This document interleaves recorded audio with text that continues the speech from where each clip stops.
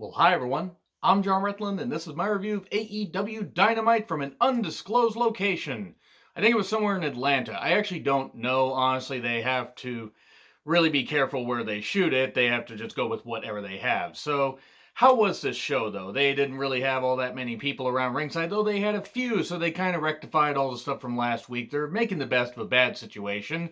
And how was the show overall? Not bad. Had some good points, had some high points, had some low points. I wonder what the low points are. You probably can guess if you watch the show and you want to know my opinion. So, Tony Schiavone, Cody, and Pharaoh, the goodest boy, greeted us. It's always great to see Pharaoh. And there was no pyro, so he wasn't being scared needlessly. That was Pharaoh's last appearance. I don't recall seeing him at all after that. But hey, it's always good to see a dog, and he is definitely the goodest boy. So, TNT Championship bracket plug. It's Shawn Spears versus Cody. Well, Cody Rhodes, because he is Cody Rhodes. And then Kip Sabian versus Dustin Rhodes. Sammy Guevara versus Darby Allin. And Lance Archer versus Colt Boom Boom Cabana. And that starts next week. Cool. All right. Nice quick plug. And then we have some people around ringside like Jimmy Havoc, Kip Sabian, the Guns, Austin and Billy, and a few others, like Britt Baker's there. And we get Trent versus Kenny Omega, referee Aubrey, and Trent and Omega had the same colored tights, and I couldn't get over that. This was a good match. Trent is a very good worker. This went kind of back to their, it went back to, they had a singles match for the U.S. Championship at some point in New Japan. I don't quite remember the timeline. I remember it being a good match, but I don't remember the timeline. I still couldn't get over how they had the same color tights, though. But as for the match, it almost went the distance. It was going for speed.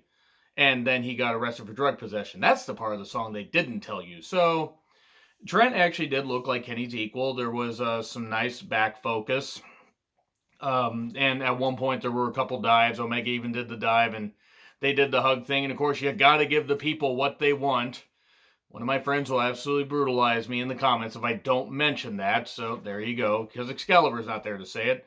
After Omega kept focusing on the back, Trent went and focused on his previously injured hand. Omega had just come back from, I believe, breaking his pinky and hurting his wrist or something like that.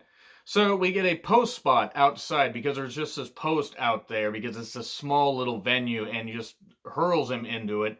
That looked pretty goddamn brutal. There's a bad German suplex landing where Trent just tossed Omega, and it looked like Omega landed almost right on his goddamn head, so that freaking looked bad.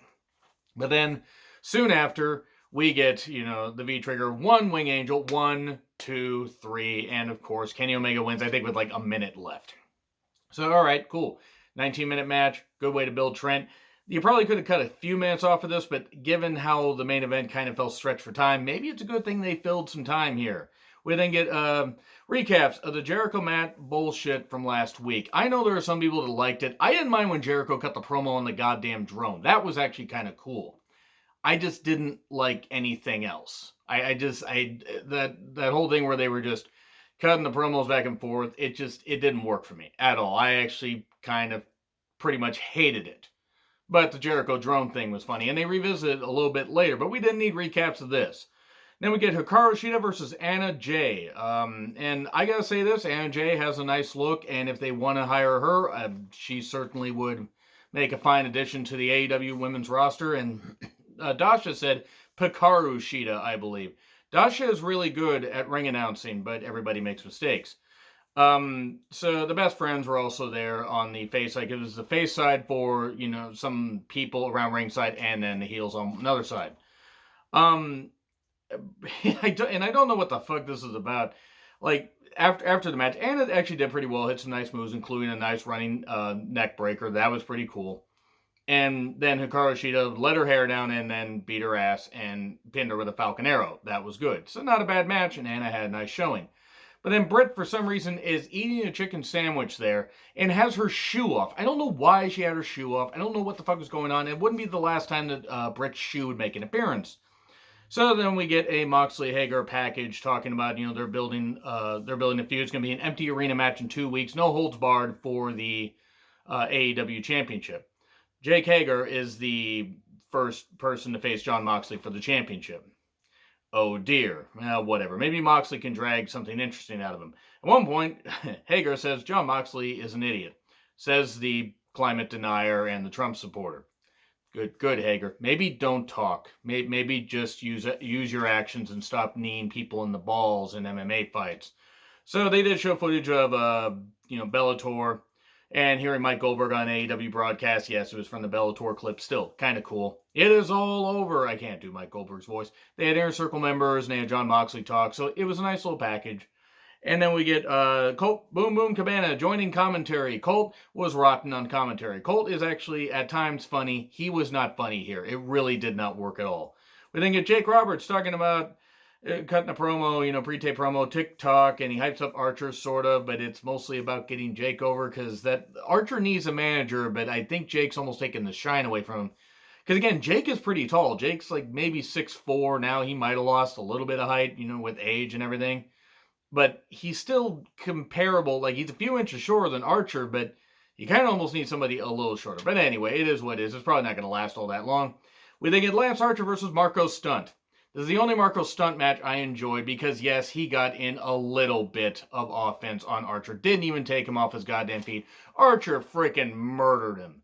And it was great. It was goddamn great. Now, I would say he safely did it. I mean, Archer is safe, but boy, that beating he laid down on him was absolutely great. Also, Aubrey was the referee here, and that was absolutely fantastic. So this was fine, and Archer won. Hit chokeslam, blackout, and then threw Marco into like the guns and a few people outside, and that looked brutal. So yes, this was the best use of Marco's Stunt as being absolutely brutalized because he should never get any offense, any reasonable offense in on anybody. And Colt Cabana at one point said, "I am nobody to play with." That sounded weird. Yeah, Colt. Yeah, it did. So we then get Dark Order shit. Okay. I liked when Brody Lee made fun of Vince last week with the whole sneezing thing and stuff like that. Okay, if you get to the point where you're just doing this and you're just taking shots at the company, and this goes for WWE taking shots at AEW, and it goes for companies repeatedly taking shots at other guys, at their competition. There's nothing wrong with healthy competition, having a whole lot of fun and everything, but if you're getting to this point where you're like, yes, he's a former WWE guy and he's weighing out his frustrations with Vince, which I'm sure that the former Luke Harper, now Brody Lee once again, had a lot of shit that went on with Vince. I can only imagine some of the shit that happened because Vince is, a senile, tyrannical jackass. And no, I'm not referring to tyrannical as Tyrannosaurus. That would be weird. Though that was about the last time that Vince had an original thought, was back in the dinosaur age. Please don't hurt me, Luchasaurus. Back to this analogy. Here is the whole point of why I didn't like it this week. It felt forced. And if I'm going to knock WWE for their bad comedy and knock them for a lot of shit they do, I got to do the same for AEW. It's great that Brody's getting out these frustrations. But if they're not going to make him anything more than, a Vince McMahon impersonator, there's in a dead-end gimmick. I'm sorry, the Dark Order gimmick. I'm not even talking about the wrestlers in there. I'm talking about the gimmick itself. The gimmick is shit. The Dark Order gimmick is absolutely goddamn. It's just fucking bullshit. That's just what it is. It has no business being on a mainstream broadcast. It is fucking rotten. Talent aside, you can put the most talented people in here. It's not going to help Brody Lee, and I know he's only in the first few weeks of this thing, but this isn't going to save it. I'm sorry, it's just fucking not. And this comedy didn't necessarily work for me. Whatever. It was what it was. We then get 8 and 9 of the Dark Order. 2 more masked idiots taking on the Natural Nightmares, QT Marshall, and Dustin Rhodes. Brandy acting like she's doing anything useful at ringside. I don't mean to take shots at Brandy, but a lot of times she is just there to get on TV. But you know what? Dustin and QT beat these guys. Cool. QT Marshall, he didn't get the pin, but hey, he was on the victorious side of a team. Cool. All right, good. And the Dark Order gimmick again is shit. Brody Lee shows up and then attacks one of the guys. Maybe the guy that got pinned. Who the fuck knows? Let's move on to something else. Jericho in a bathtub. And then the drone, Vanguard 1. And he starts... he actually, at one point, the drone's watching him. And then Jericho acknowledges, says, when this virus is done and I allow fans back in the ring, or, back in the arena, then we're going to have blood and guts. He keeps hyping up blood and guts. So it's a nice way to do it. I'm thinking that what they might do is if this is over by, say, the beginning of May, who knows, If they just save it for the pay-per-view, save it for the fucking pay-per-view. Yes, it would be a lot of people, and you'd have to have a lot of undercard matches with some people that maybe aren't ready for pay-per-view, but it would be a hell of a main event. He's cutting a promo on the drone again. I liked it last week when he did that because he made it work. I don't mind that level of silliness, but just Hardy teleporting or, using holograms, it was just fucking stupid. So he puts a shirt on the drone, hooks it, said, "Oh, join the inner circle," and it's this little baby shirt. And then the drone flies away. And Jericho's like, "Come back here with that shirt." He's yelling at the drone, then says, "Release the hounds," which got a reaction from me. That was pretty cool stuff. And that was just fun. It was dumb. But you know what? Jericho was having a ball with it. So this was fine. I could handle this level of silliness. And then Cole, at one point, when they're hyping up the matches that are going to be happening next week for the tournament, says, "I'm coming big in this TNT championship." Whatever you do in your... now we know why they call him Boom Boom. So, gross. We then get a Bucks video package. There's a ring in a tennis court, and they train, and Nick is not ready to come back yet because he's still on maternity leave. Well, not maternity leave, not like he had a baby, but his wife recently had a baby, or they had twins. I don't know. They have another kid, and he wants to be there with his family, and also the travel restrictions and all that. So it's a pretty good idea, and hopefully, the kid's growing up nice and healthy. Tough to raise a kid, so I wish them the best. You don't have to be a fan of the Bucks or any wrestler to not wish them the best. They are human beings, after all. Shawn Spears and Sammy Guevara versus Darby Allin and Cody Rhodes. I'm going to keep saying Cody Rhodes. Referee Aubrey, it was decent. This was a decent match. Good back and forth action, since both these teams, it's respective guys facing off against each other in the tournament. And Darby does the best goddamn dives. I have no idea how he is going to be walking by the time he's 30. And I've seen him live. I still don't know how the fuck he's going to be doing it. Spears and Sammy gambling on baseball. Or not baseball. It's not Pete Rose.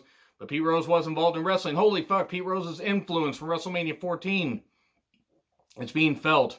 It's being felt everywhere. Well, I am 15 and 16 in that one episode of Raw. Anyway, so at one point, Cody gets tossed over the heel side of the railing.